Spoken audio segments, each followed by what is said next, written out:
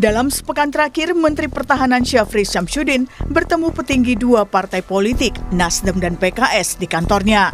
Ketua Umum Partai Nasdem, Surya Paloh bilang, pertemuan dengan Menhan membahas soal peran dalam pemerintahan Prabowo dan potensi hubungan yang lebih baik lagi ke depannya. Obsesi yang besar ingin dicapai oleh pemerintahan Presiden Prabowo. Nah, disinilah fungsi dan tugas kita, terutama bagi saya pribadi bersama dengan seluruh, katakanlah, komponen dan elemen masyarakatnya yang mempunyai tentu rasa tingkat kepedulian yang sama untuk keberhasilan pemerintahan ini, mempunyai harapan pemerintah kita ini harus berhasil. Nah, tugas kita bagaimana agar keberhasilan itu bisa berjalan sesuai dengan harapan kita. Nah, itulah yang barangkali banyak kami bicarakan tadi secara internal dengan Bapak Menhan. 2 hari berselang, Menteri Pertahanan bertemu dengan Ketua Majelis Syuro Partai Keadilan Sejahtera PKS, Sohibul Iman. Menhan Syafri bilang pertemuan untuk menguatkan persatuan dan mendukung stabilitas nasional. Sementara, Sohibul Iman membantah pertemuan membahas soal masuknya PKS ke dalam Kabinet Prabowo. Yang pertama untuk memperkokoh persatuan nasional dan juga sekaligus mengintroduksikan, memperkenalkan perang rakyat semesta yang kita bangun dalam rangka mendukung stabilitas nasional. Jadi sekali lagi kami berterima kasih kepada Pak Sohibul Iman yang sebetulnya beliau teman lama saya. PKS ini sudah ada di kabinet. Kami punya satu menteri di kabinet, yaitu Menteri Tenaga Kerja. Profesor Yasirli itu adalah usulan dari PKS. Jadi kami sudah di dalam kabinet kalau bab itu. Terjawab ya. Karena itu tentu tidak pada tempatnya untuk ngomongin lagi karena kami sudah ada di dalam. Nasdem dan PKS adalah dua partai yang saat pemilihan Presiden 2024 tidak mendukung Prabowo Gibran, melainkan pendukung Anies Baswedan Muhaimin Iskandar. Namun, setelah kemenangan Prabowo Gibran, keduanya bergabung ke dalam koalisi pendukung pemerintah yang dikenal dengan sebutan Koalisi Indonesia Maju Plus alias Kim Plus. Lalu, apa pesan yang bisa ditangkap dari pertemuan Menhan dengan elit dua partai politik ini? Tim Liputan, Kompas TV.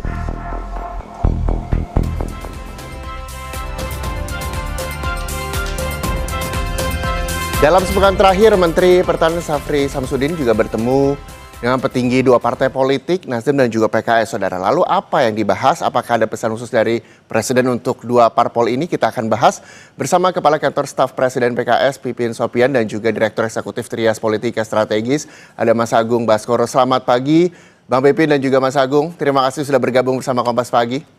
Assalamualaikum, Pipin. Waalaikumsalam. Nah, ini menarik. Dalam jangka waktu 2 hari, Menhan sudah bertemu dengan Nasdem dan juga PKS. Saya mau ke PKS dulu, Bang Pipin Sopian, ini Kepala KSP PKS. Bang, apa sih saat itu yang diobrolin, Bang? Yang pertama tentu ini pertemuan dua sahabat lama ya, antara Pak Jenderal Syafri, Menteri Pertahanan, dengan Pak Sohibul Iman, Ketua Majelis Syuro PKS. Jadi memang Pak Sohibul Iman setelah menjadi Ketua Majelis Syuro, kemudian mau silaturahim dan didampingi oleh Presiden PKS, Sekjen, dan saya sebagai Kepala Staf Presiden. Jadi kami tentu pertama niatnya silaturahim, menjalin komunikasi yang selama ini sudah terjaga, dan tentu kami juga membahas 3 hal ya. Yang pertama adalah bagaimana memberikan masukan pasca kerusuhan atau aksi demonstrasi yang besar masif di Indonesia pada bulan Agustus. Maka kami di PKS ada Munas, kemudian kami akan membuat rapat kerja nasional, menyampaikan poin-poin. Salah satunya adalah memberikan masukan kepada pemerintah, karena kami sudah berada dalam pemerintah. Tentu kita ingin pemerintah ini berhasil, dan agar kejadian seperti yang terjadi di negara-negara seperti di Nepal dan negara yang lain itu tidak terjadi di Indonesia. Tentu pendekatan yang dilakukan salah satunya adalah human security yang disampaikan oleh Ketua Majelis Syuro PKS. Pendekatan yang komprehensif terkait dengan bagaimana memberikan tingkat kepuasan kepada masyarakat dan refleksi bahwa tidak hanya pendekatan militer, tetapi juga pendekatan yang lain seperti pendekatan food security, kemudian pendekatan environment, kemudian pendekatan politik, ekonomi, dan yang lainnya. Itu yang disampaikan. Yang kedua adalah menyampaikan tentang komitmen PKS untuk ikut terlibat dalam bela negara. Kami punya kemah bela negara PKS, proses kaderisasi yang dijalankan oleh PKS. Dan yang ketiga adalah kami mengapresiasi kebijakan pemerintah, ya, terutama Kementerian Pertahanan yang memberikan beasiswa terhadap 100 orang mahasiswa Palestina, dan kemudian siap untuk menerjunkan 20.000 pasukan tentara kita, pasukan perdamaian kita untuk menjaga perdamaian di Palestina. Oke. 3 hal itu yang menjadi pembahasan waktu kami berjumpa dengan Pak Menhan. Cuma 3 aja Bang Pipin, ada pesan nggak sih dari Presiden gitu, pesan khusus misalnya untuk PKS melalui Menhan? Ya, sebetulnya mengalir, jadi lebih mengalir. Kalau menyampaikan pesan, ya tentu saling mengucapkan terima kasih, dan kami juga menyampaikan selamat milad kepada Presiden Prabowo. Mohon disampaikan doa kami semoga pemerintahan Prabowo ini berhasil ke depan, karena keberhasilan Pak Prabowo adalah kebahagiaan bagi rakyat Indonesia. Gak ada menyinggung soal kabinet, Bang? Dalam perbincangan yang kami ikuti tidak ada. Jadi fokusnya adalah bagaimana yang saat ini kami mengusulkan Prof. Yasirli sebagai Menteri Ketenagakerjaan. Alhamdulillah dinilai berhasil oleh Pak Prabowo, dan tentu ini adalah komitmen PKS untuk dengan penuh semangat mendukung Pak Prabowo. Namun dengan karakter kami tetap kritis dan konstruktif kepada pemerintah Pak Prabowo. Oke, kalau kita bahas lebih lanjut, lebih panjang lagi soal Yasirli yang juga memang diusulkan oleh Ketua Majelis Syuro PKS Sohibul Iman untuk bisa menjadi menteri. Tapi ini kan bukan kader PKS, Bang Pipin. Ya, saya kira kita ingin memang sejak awal jaken kabinet yang selalu diusung oleh Pak Prabowo sejak kita koalisi di 2014 dan 2019, maka kami tunjukkan komitmen itu. Tetapi saya kira ini hak prerogatif Presiden. Jadi ketika kami mengusulkan nama-nama, tentu salah satunya yang diterima adalah Prof. Yasirli. Menurut saya ini angin segar bagi bangsa Indonesia, bagi rakyat Indonesia, dan menunjukkan prestasi kerja yang baik, ya. Misalnya tingkat gajinya naik, ya, UMP-nya naik hampir setiap tahun, kemudian ada kebijakan. Terlepas kita nanti akan membahas usulan yang diajukan Ketua Majelis Syuro PKS Prof. Yasirli yang juga sudah bergabung di dalam kabinet Presiden Prabowo dan juga Mas Wapres Mas Gibran begitu, walaupun bukan kader partai PKS gitu Bang Pipin ya, tapi ini juga menjadi usulan yang ditanggapi positif oleh Presiden. Tapi sebelum itu saya juga akan bergabung dengan Mas Agung. Mas Agung, ini kan dalam 2 hari, tanggal 15 dan tanggal 17 ya, Menhan bertemu dengan petinggi partai, ada Nasdem dan juga PKS. Apa sih kalau dari pandangannya Mas Agung soal pertemuan kedua petinggi partai ini, Mas Agung? Iya, beda kebutuhan Mas Reza ya secara institusional. Kalau PKS kebutuhannya mengenalkan pengurus baru nih Pak Sohibul. Ada Bang Pipin, ada Pak Al-Muzamil Yusuf, ada Bang Khalid, semacam itu. Tapi kalau Nasdem ini kan lagi terhimpit Mas Reza ya. Karena kader-kadernya banyak yang bermigrasi ke partai sebelah. Seperti itu. Sehingga sedikit banyak butuh ya arahan, masukan, ya pertimbangan-pertimbangan yang sifatnya strategis dari Pak Menhan. Karena makin ke sini Pak Menhan ini makin kuat ya posisi tawarnya di lingkar strategis Presiden semacam itu. Apakah dalam bentuk langsung ataupun tidak, ya suka atau tidak Menhan ini kan triumvirat. Ya ketika Presiden, Wakil Presiden berhalangan, maka Menhan, Menlu, dan Mendagri yang menjalankan pemerintahan. Dan Menhan ini punya pasukan, Mas Reza, dalam arti yang sesungguhnya dan tidak gitu. Jadi ya sangat wajar kalau diajak ngobrol, ya diajak silaturahim sama Nasdem dan PKS. Karena Nasdem PKS tahu ya bagaimana situasi di internal koalisi. Ya kalau misalkan selama ini intensitasnya dengan Pak Dasko sudah bagus, ya kemudian dibuka lagi dengan Pak Syafri supaya apa? Kaki-kaki politiknya itu berjalan dengan mantap. Tidak lagi berjalan, bahkan besok bisa berlari dengan Pak Dasko dan Pak Syafri, PKS dan Nasdem semacam itu. Jadi tidak bergantung dengan salah satu, tapi dua-duanya Supaya apa? PKS dan Nasdem serba hadir di antara presiden, sekaligus menguji cintanya sejati nggak pasca kemarin pindah ya sebentar. Istilah Oke. Pak Prabowo kan begitu. Jadi Tapi apakah kembali ini lagi ke juga Bang. bisa disimpulkan jika Prabowo Subianto Presiden RI merasa kurang dekat dengan dua parpol ini sehingga perlu didekatkan melalui Menhan?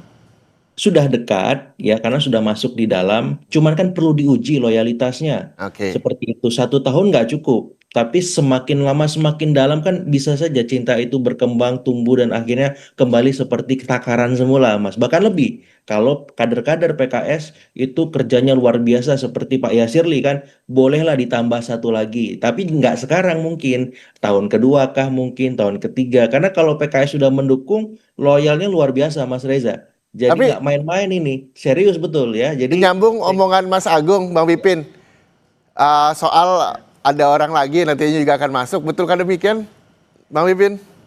Yang pertama tentu itu hak prerogatif presiden ya. Pak Prabowo tentu akan mempertimbangkan. Ya, bagi kami sebagai partai politik diberi kesempatan untuk mengabdi untuk bangsa dan negara, tentu adalah kesempatan untuk mendukung pemerintahan agar berhasil. Jadi sebetulnya hakikat partai politik ketika berkuasa maka kita bisa melakukan pelayanan, pembelaan, advokasi dan merealisasikan janji-janji kampanye.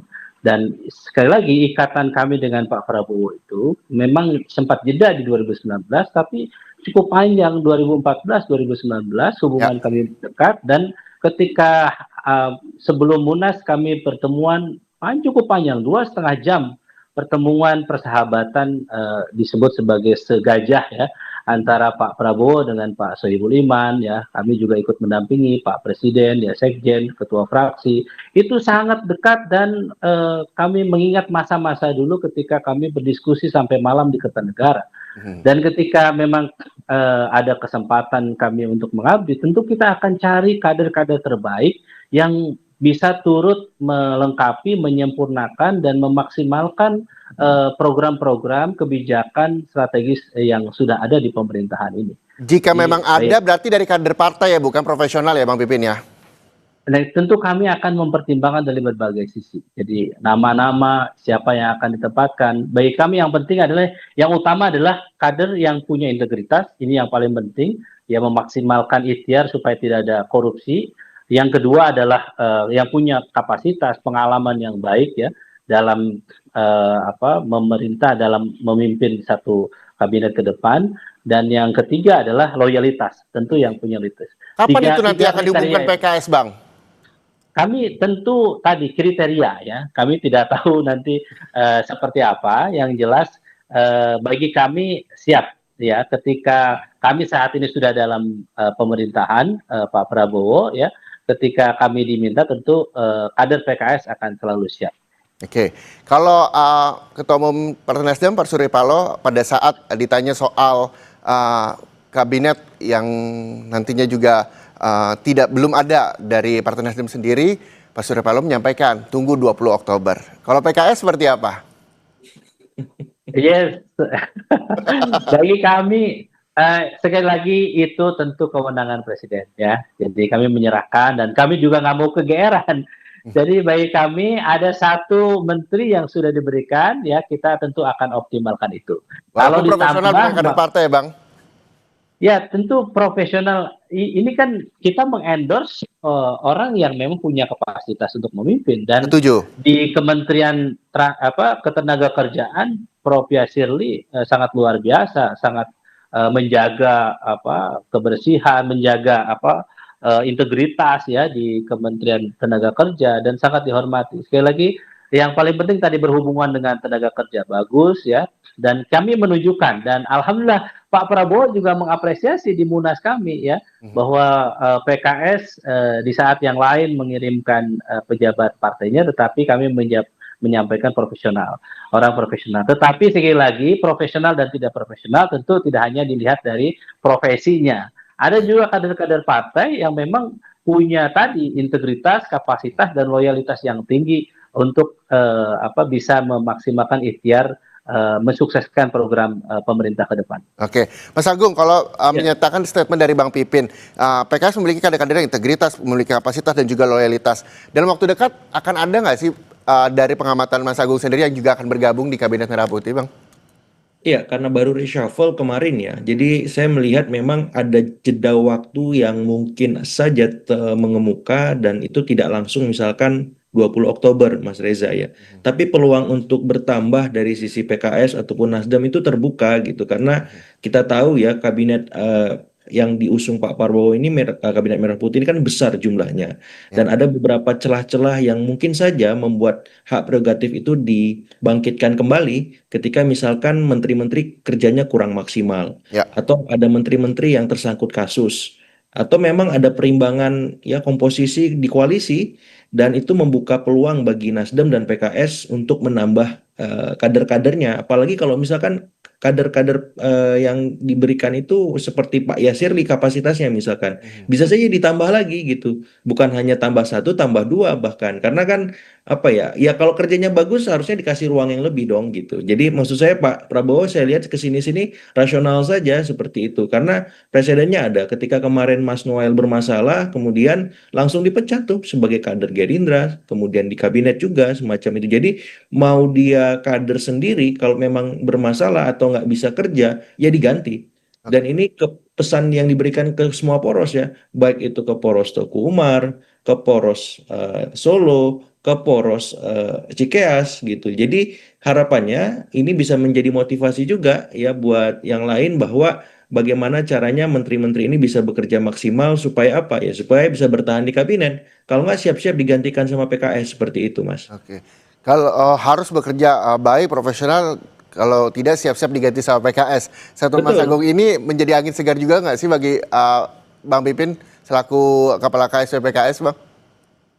Ya tentu pertama kami tidak mau kegeeran ya bahwa kami ngarap-ngarap enggak. Jadi bagi kami panggilan kalau diberi kesempatan tentu ini panggilan untuk mengabdi ya.